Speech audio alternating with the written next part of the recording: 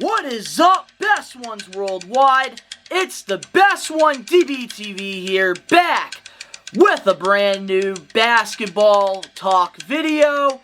If you're not a best one yet and you're an NBA fan, recommend you to hit that subscribe button now. Turn on the post notifications because you already know the grind is real. Which, before we get into this video, I just want to say the room tour video is coming pretty soon. I know I keep saying that I am going to drop the video within a couple weeks for the last few months, and I'm trying to finish things up in here. We are very, very close to being done. Just one more addition to the room. So please, guys, be patient because I promise it's going to be worth the wait. Also, I know I said I was going to be following free agency and I was going to do the videos. I ended up doing a free agency day one video. And after that, I just lost track of free agency. Woj, everybody was just going crazy with signings. And it was just hard to keep up because I had to make a whole new channel for Best One Network, my other channel, which if you want to go subscribe over there and help support that channel, the link is the first one in the bio. But a lot of things happened and I could not really keep up with free agency. But today I am going to cover the losers of the 2021 free agency. I'm going to give you guys 5 losers, but we're going to get right into it right now. So let's talk about the losers of free agency.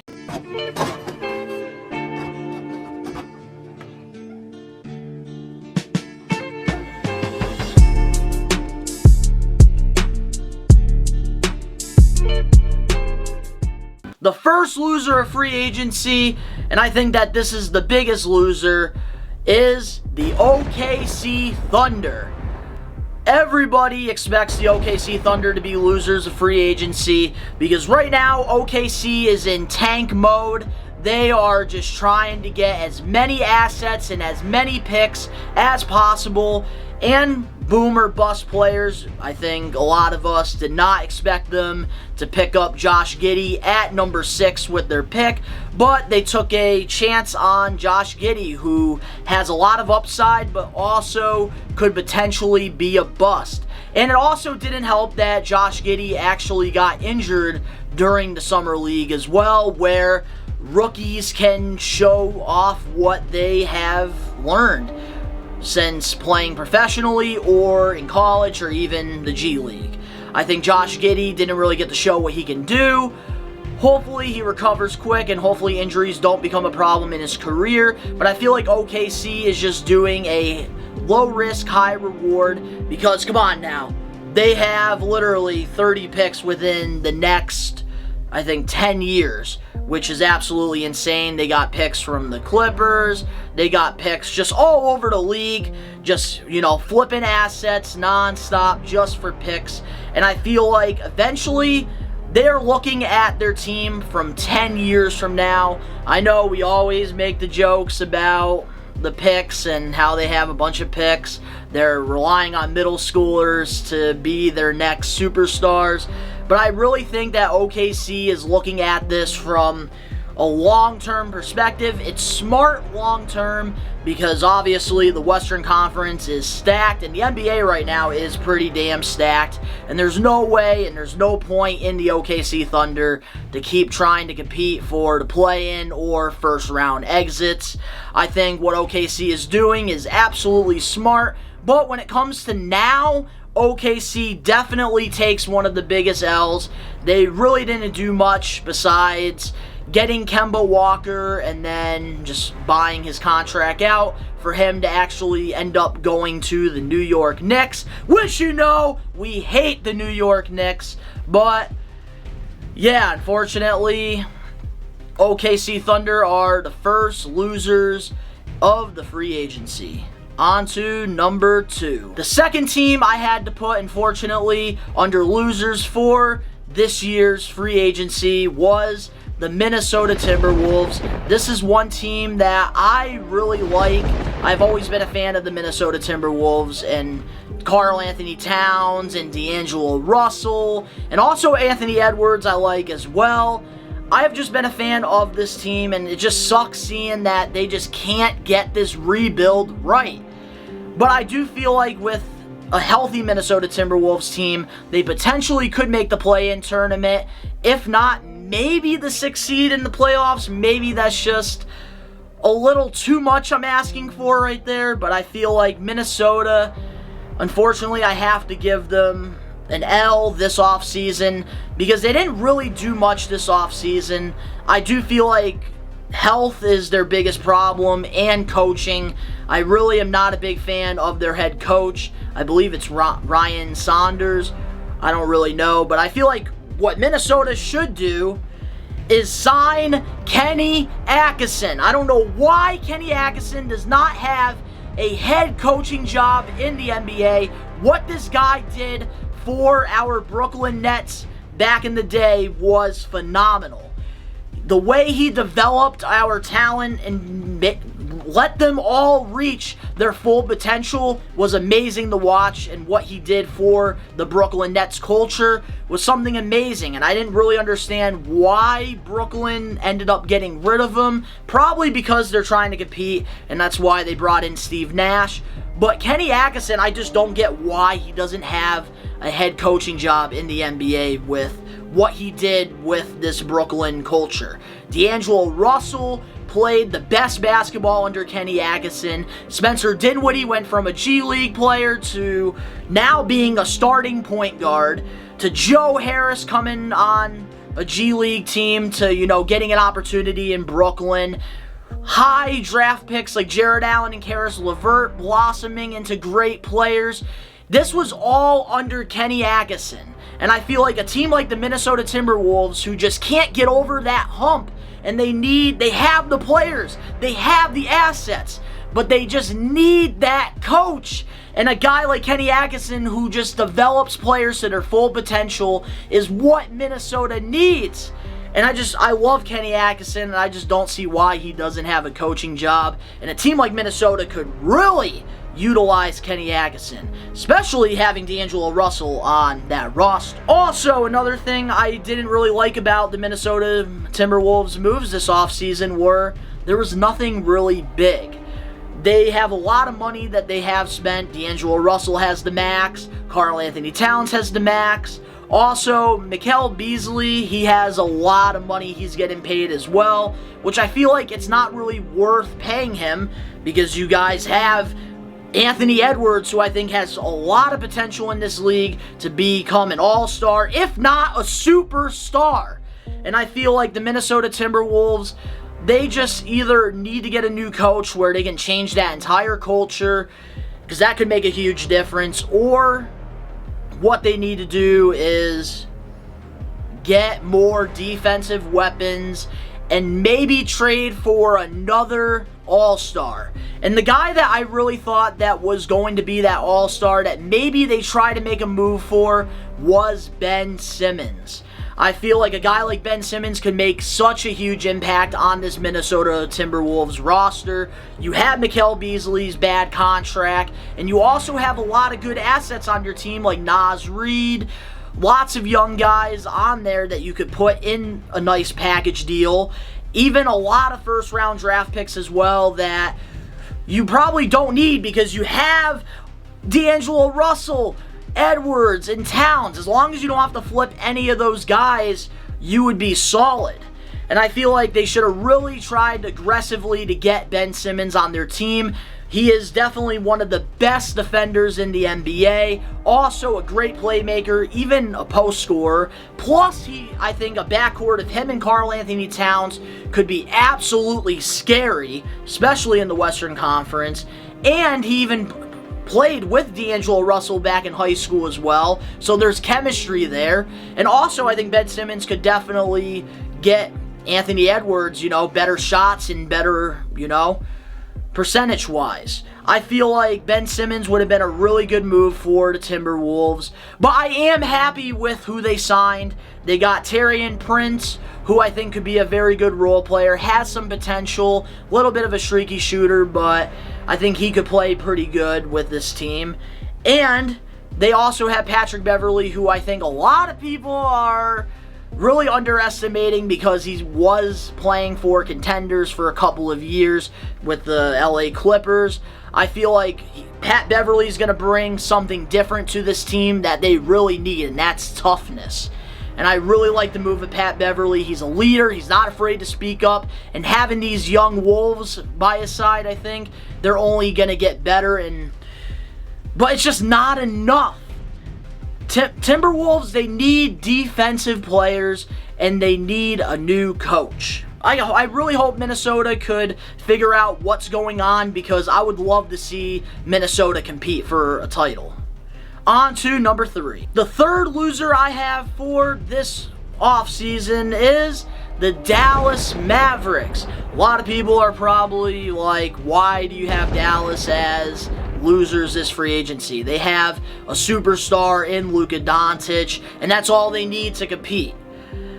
I disagree with that. I feel like what Dallas has done, they have not done what they can do for Luka Doncic. I feel like you need to get assets. And I really don't understand why Dallas is not getting big free agents out there. Usually Mark Cuban, he's very good at getting free agents through the years, and even, helped Dirk win a title back in 2011 with veterans and stuff. I feel like Luka Doncic, it's just sad to see a guy with such high potential not have the right weapons and pieces around him. I feel like we all thought Kristaps Porzingis could be that guy, but clearly Kristaps Porzingis, he does not want to be in Dallas, and I just don't understand why Dallas has not tried trading Kristaps Porzingis. They need to get rid of him somehow, some way, get that contract off of their books, and give it to another all-star to pair up with Luka Doncic. I feel like another thing that they really need to do is get more sharpshooting and defense. That is something that I feel like they did just not do enough of. I do like the signings that they did. Reggie Bullock, he had a great season with the Knicks. I feel like he's going to bring some shooting over to Dallas. Also, I think Sterling Brown, we haven't really got to see what he could do. He could definitely be a good role player for this team with the right minutes and the right opportunity.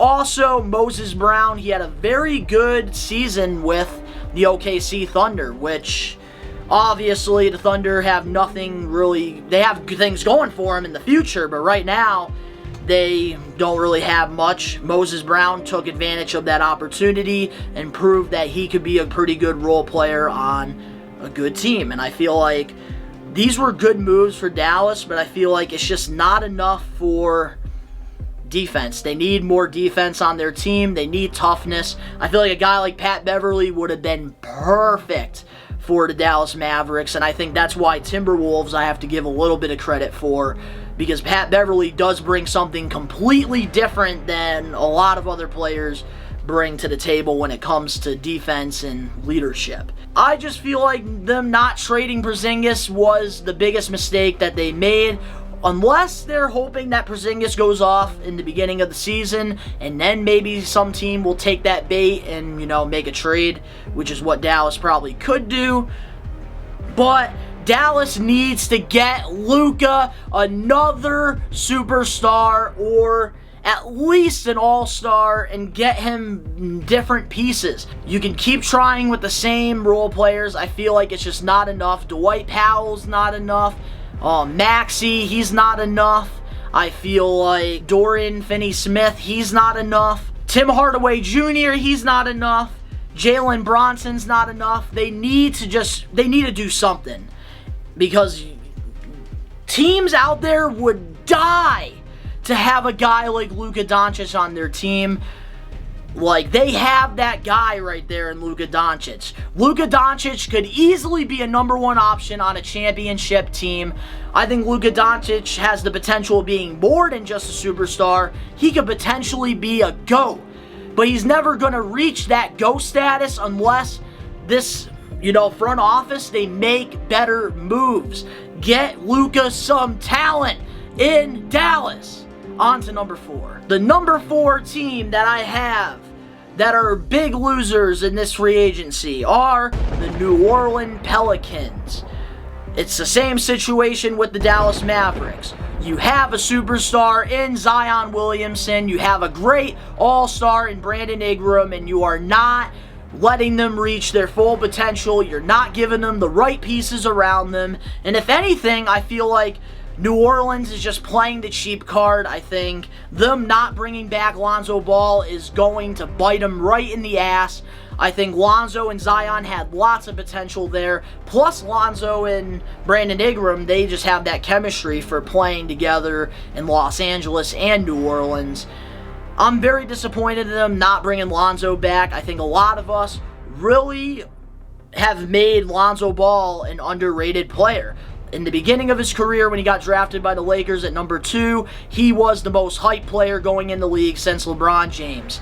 And he blew it. So much pressure on him because of his dad, and he became an overrated player. But I feel like going to New Orleans and developing that three-point shot, I feel like he has definitely become an underrated player.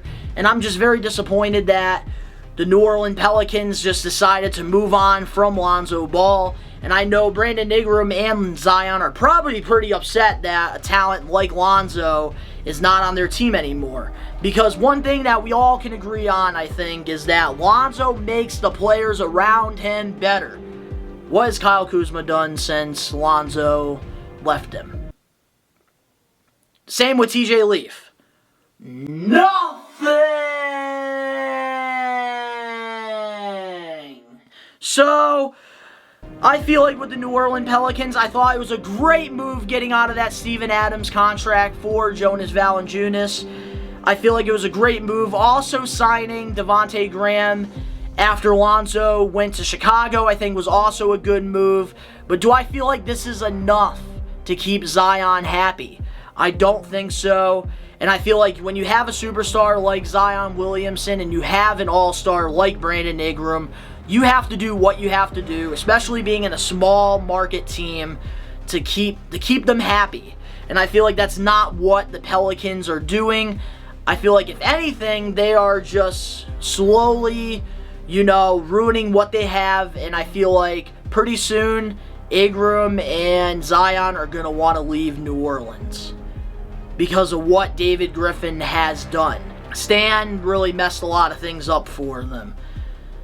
So yeah, I think that they really need to figure things out before their stars want out.